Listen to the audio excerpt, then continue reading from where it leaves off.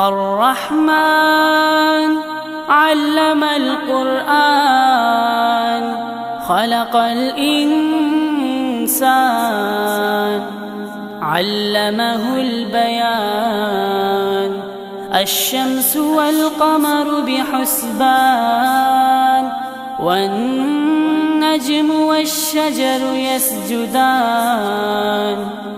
والسماء رفعها ووضع الميزان ألا تطغوا في الميزان وأقيموا الوزن بالقسط ولا تخسروا الميزان والأرض وضعها للأنام فيها فاكهة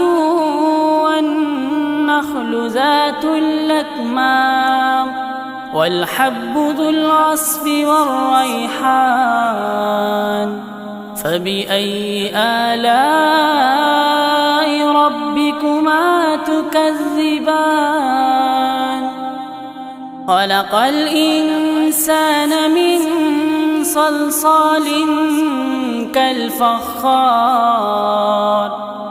وخلق الجان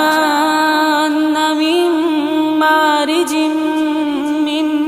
نار فبأي آلاء ربكما تكذبان رب المشرقين ورب المغربين فبأي آلاء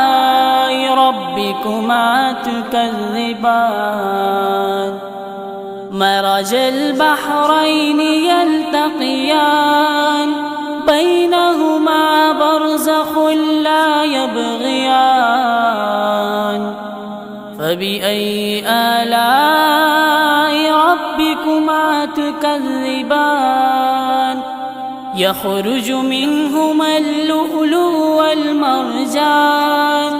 فبأي آلاء ربكما تكذبان